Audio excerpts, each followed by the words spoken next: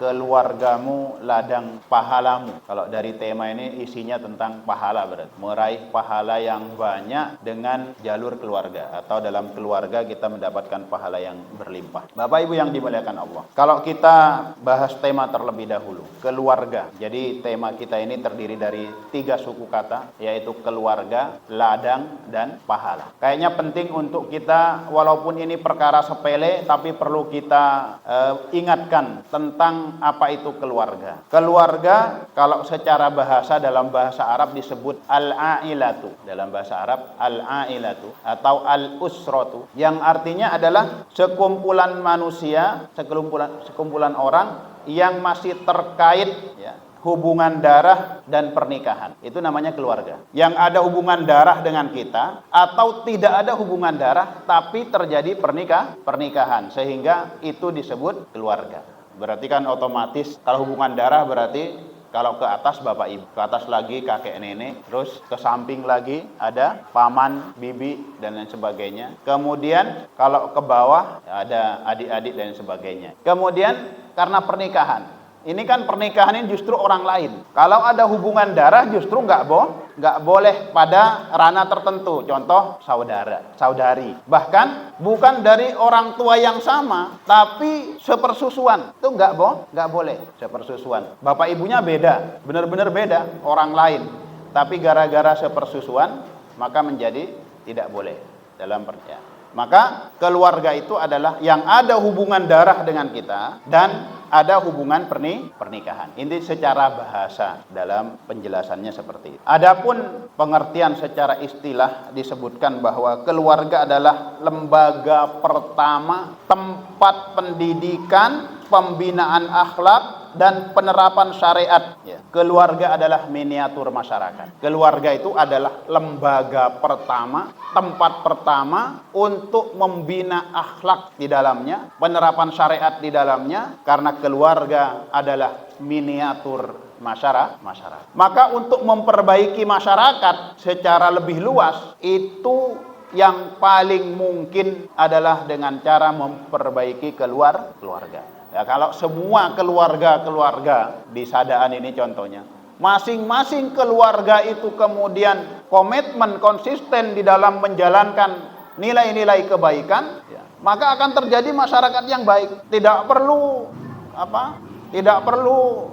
tingkat RT, tidak perlu tingkat RW. Cukup masing-masing rumah tangga, masing-masing keluarga itu membina keluarganya dengan baik, insya Allah terjadi masyarakat yang baik. Maka disebutkan oleh para ulama bahwa al-ummahatu madrasatul ula, ibu terutama menjadi madrasah pertama. Jadi, kalau sekolahnya itu adalah ibu, kepala sekolahnya bapak. Jadi, gara-gara ada ungkapan begitu, oh berarti ibu, akhirnya dilimpahkan ke ibu semua. Dia lupa bahwa sekolah itu ada kepalanya. Siapa kepalanya? Ya, bapaknya. Nah, kepala sekolah ini lebih berat tanggung jawabnya. Bapak Ibu yang dimuliakan Allah Subhanahu wa taala. Jadi, dalam pandangan para ulama tentang keluarga ini luar biasa, mendapatkan pandangan yang sangat istimewa dalam pandangan para ulama, berbeda dengan pandangan mungkin orang-orang biasa. Karena sebagian orang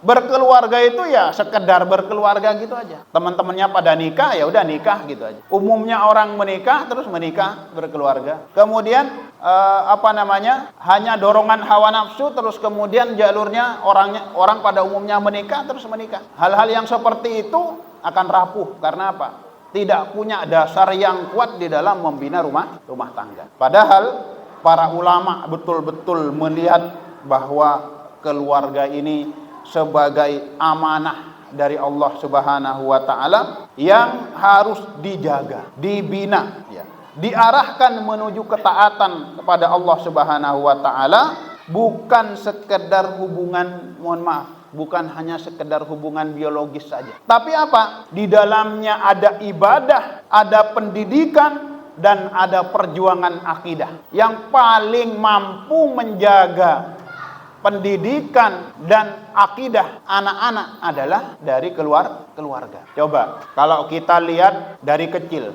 anak kita sekolah TK, itu paling dari jam berapa TK sini? Jam setengah 8 lah ya. Jam setengah 8 sampai jam 10. Habis itu pulang. Yang SD anggaplah jam 7 gitu sampai jam 2 yang full day. Yang mondok 3 tahun di pesantren. Itu semua tetap kalau dihitung tetap bersama keluarga itu lebih banyak. Apalagi masa kecilnya anak ini adalah masa yang paling banyak bersama keluarga.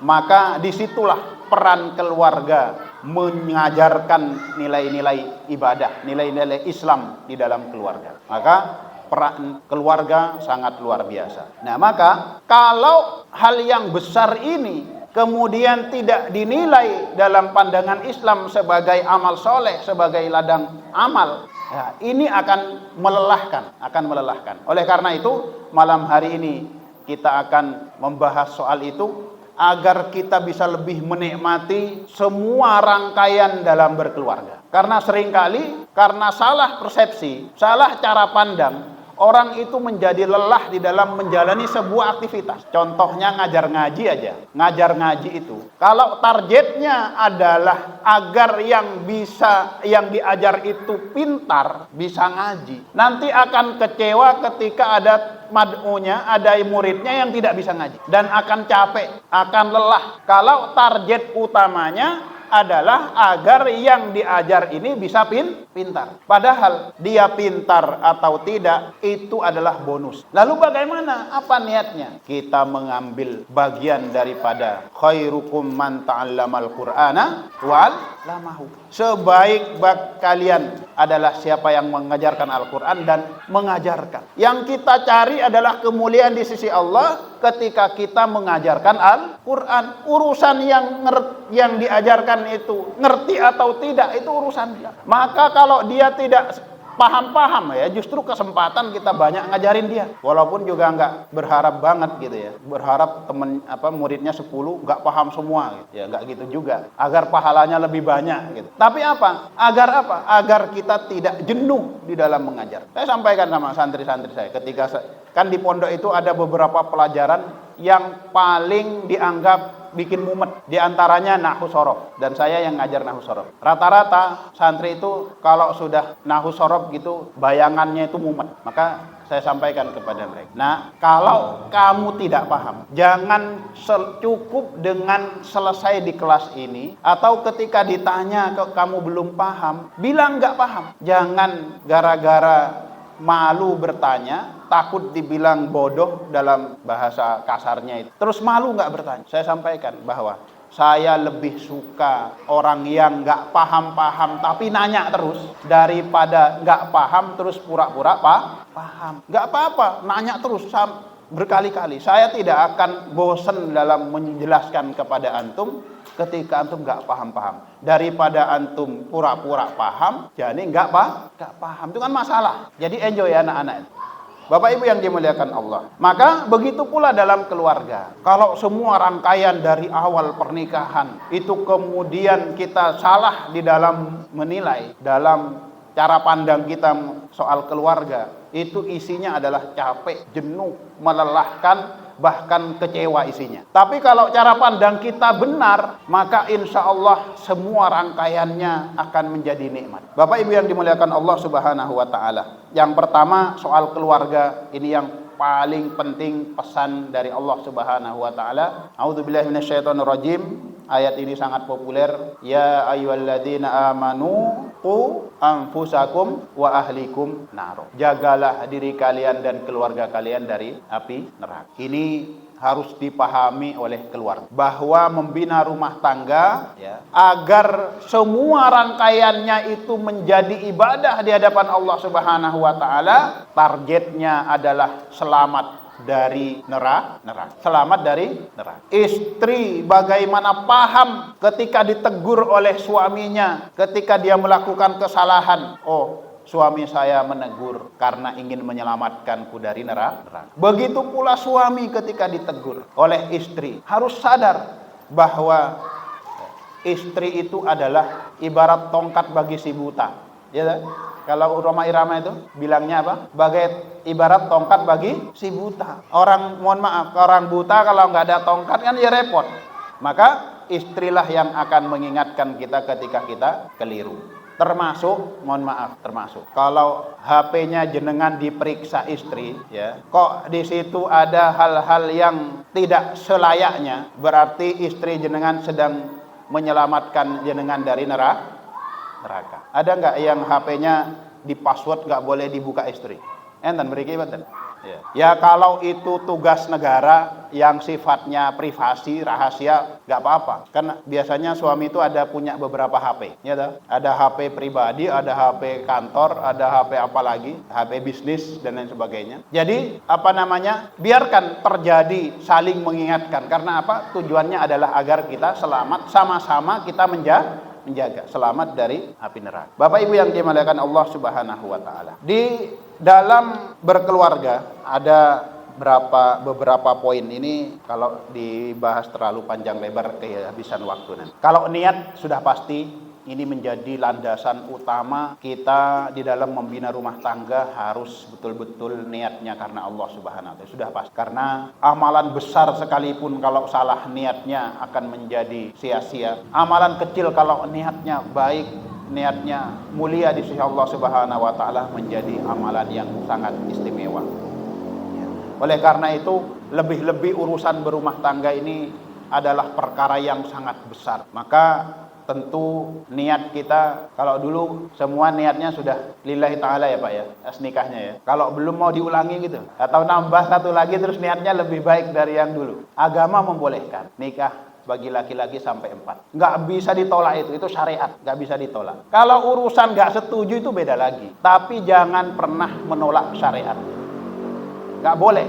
Saya sering dimotivasi sama teman-teman. Ustaz, jenengan kan sekarang sudah ngurusin pondok. Umumnya pengurus pondok dulu istrinya nggak cuma satu. Saya bilang, ibarat orang makan itu, ini halal, ini halal, ini halal. Tapi kan terserah kita, seleranya mau ini saja atau ini saja. Kalau ada yang mau semua, ya nggak apa-apa. Itu pilihan. Tapi jangan pernah menolak. Maka ada seorang istri kiai katanya bilang, "Ma, gimana menurut Mama gimana soal poligami?" Kata istrinya, "Oh, saya setuju banget. Memang laki-laki itu fitrahnya kok. Apalagi syariat membolehkan. Masa ada manusia orang Islam kok tidak membolehkan?" Iya kan? Wah, keren Mama ini katanya.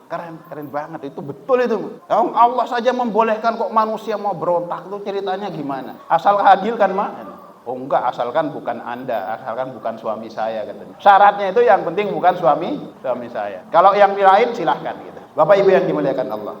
Jadi niat tentu kita harus jaga, niat yang sudah baik dari awal kita jaga sampai akhir ya. Kemudian di dalam keluarga ada yang namanya nafkah, kan kita sudah paham. Ada nafkah lahir dan batin. Dalam memberikan nafkah lahir berupa sandang, pangan, papan, itu sudah kita pahami bahwa itu adalah bagian daripada tanggung jawab. Maka tanggung jawab seorang kepala rumah tangga ya, dalam menjalankan tanggung jawab itu pahala semua isinya. Bahkan orang yang bekerja mencari nafkah dengan cara yang halal untuk keluarganya, itu tergolong jihad fisabilillah. Mulia sekali di sisi Allah Subhanahu wa taala. Kemudian perkara-perkara yang sepele, ini yang nafkah batin ini yang kadang-kadang dianggap perkara sepele. Nafkah batin itu ada perhatian, ya, ada pendidikan. Perhatian, pendidikan, kasih sayang. Pendidikan, semua rangkaian pembinaan di dalam rumah tangga itu adalah pendidikan. Seorang suami menjelaskan tentang aurat, batas-batas aurat istri, seorang wanita. Seorang suami menjelaskan tentang batas-batas aurat untuk putrinya. Seorang suami, seorang bapak kemudian menyuruh anaknya untuk sholat dan lain sebagainya. Itu adalah merupakan pendidikan yang menjadi tanggung jawab kepala rumah tangga. Dan itu harus dilaksanakan oleh kepala rumah tangga. Dan hanya ngomong begitu, mengingatkan yang kayaknya itu hanya perkara sepele dan itu biasa, perkara wajar. Tapi ketahuilah bahwa itu adalah pahala bagi kepala rumah tangga. Bangunin anaknya ketika adzan sudah berkumandang, kok nggak ada pergerakan nih anak. Bangunin, nak bangun.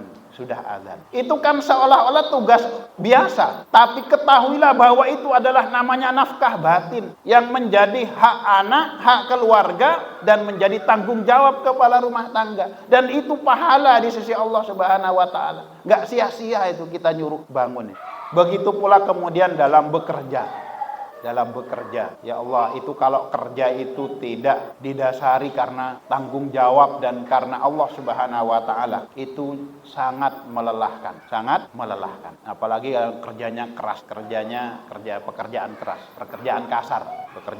Yang pekerjaan yang tidak kasar saja itu ya ujiannya besar. Mungkin bagi yang kerja kantoran ya, bagi yang pekerja kasar mungkin melihat pekerja kantoran itu enak banget. Enak ya, di ruang AC, mangkat pulang pergi bahkan ada yang pakai mobil, nggak kepanasan. Padahal pekerjaan begitu itu ya ujiannya jenuh. Hanya memang enak dipandang aja, tapi kalau dijalani ya menjenuhkan. Ya, apa kata orang Jawa itu, sawang sinawang kan ya. Ya enak dilihat gitu, nyaman aja dilihat. Seolah-olah, kalau guru berangkat rapi, pulang ya masih rapi ya. Hanya kayak gitu, nggak kepanasan, nggak kehujanan. Tapi ketahuilah bahwa itu membutuhkan skill yang luar biasa, butuh sabar ngadepin anak-anak ya jenuh.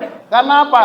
Kalau jenengan itu yang pekerja kasar itu mau piknik kapan saja bisa, jenengan yang ngatur sendiri. Kalau pegawai mau piknik nggak sembarangan ya, maka itu semuanya butuh kesabaran. Dan bersabar di dalam mencari nafkah itu adalah ibadah di sisi Allah Subhanahu wa taala. Bahkan ketika seorang suami menghadapi istri, ada hadis yang menyampaikan bahwa suami yang sabar dengan akhlak, dengan sikap buruk istrinya, maka Allah akan memberikan pahala kepada dia sebagaimana Allah memberikan pahala kepada Ayub yang telah sabar dalam menghadapi ujian. Nabi Ayub penyakitnya apa, Pak? Penyakit kulit ya, penyakit kulit itu kan ya mungkin paling tidak kita pernah kena gatal kan. Pernah gatal-gatal, Pak? Ya, itu kan menyiksa banget itu gatal-gatal. Enggak bisa tidur, enggak bisa nyenyak. Nah, seorang suami yang sabar dengan perilaku buruk istrinya itu akan mendapatkan pahala sebagaimana pahalanya Ayub yang telah sabar dalam menerima ujian penyakit. Jadi ini kalau seorang suami punya istri yang akhlaknya kurang baik, terus berpegang pada prinsip ini mungkin malah dinikmati gitu ya Pak. Ini transfer pahala ini. Ya.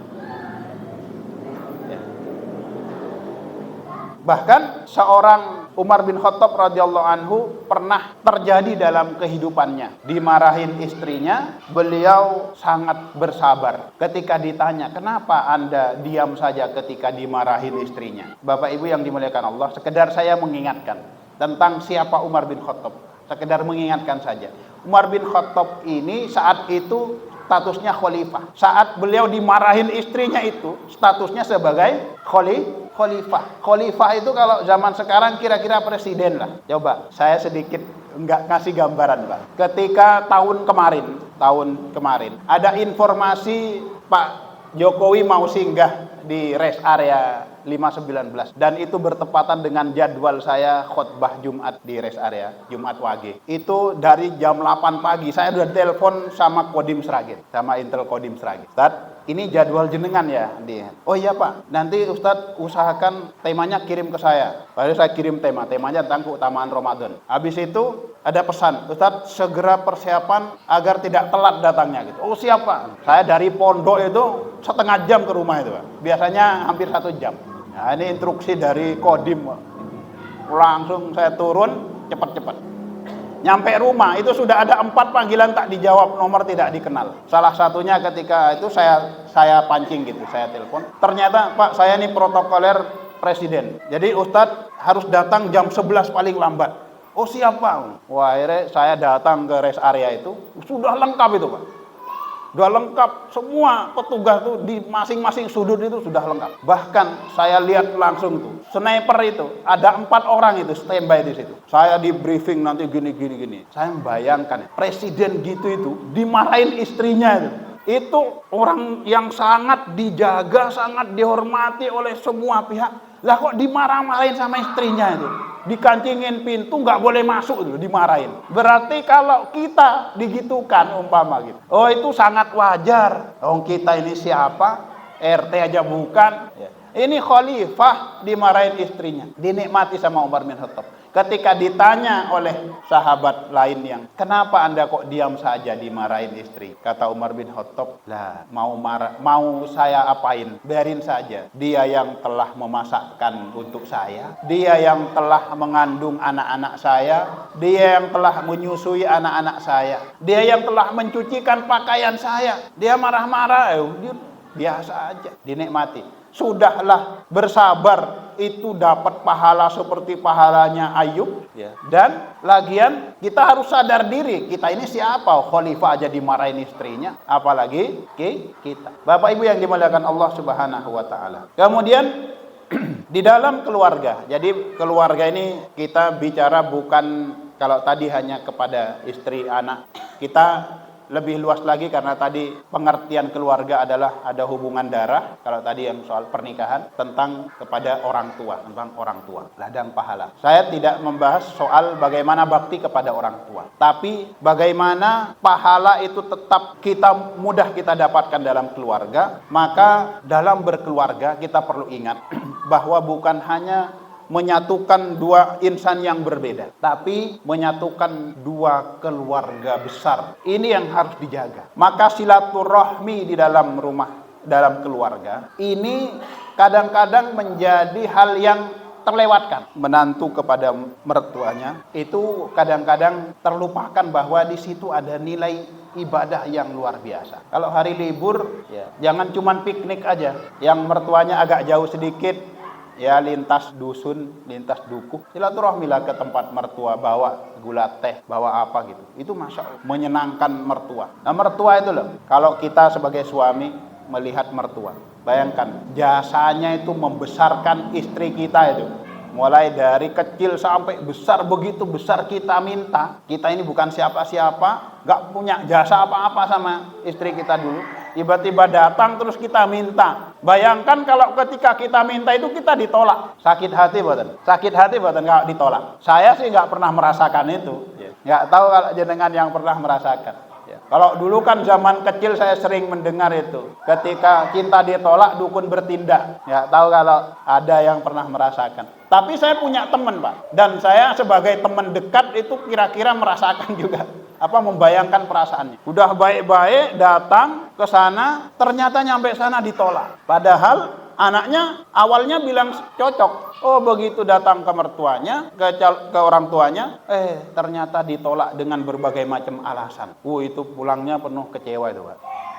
Nah ketika kita sudah diterima menjadi calon menantunya saat itu, bahkan menjadi menantu, maka berarti kita sudah siap menjadi bagian daripada hidup putrinya. Ketika kita sudah diterima, berarti kita sanggup menerima seutuhnya. Berarti kelemahan-kelebihannya harus terima semuanya. Ini kadang-kadang tidak siap di dalam menerima kelemahan. Itu masalah yang sangat besar. Ya kalau cari pasangan yang tidak ada kelemahannya itu bukan dari manusia. Makhluk yang tidak punya kelemahan, tidak punya kesalahan, tidak punya kelemahan itu katanya malaikat. Dan malaikat itu ya memang nggak punya pasangan. Sampai hari ini Israel nggak punya pasangan. Nah pasangan kita ini manusia, bukan malaikat, bukan setan. Kalau setan sepenuhnya salah, nggak baik-baik, nggak ada baiknya. Kalau malaikat baik, nggak ada salahnya. Nah kita ini pasangannya manusia.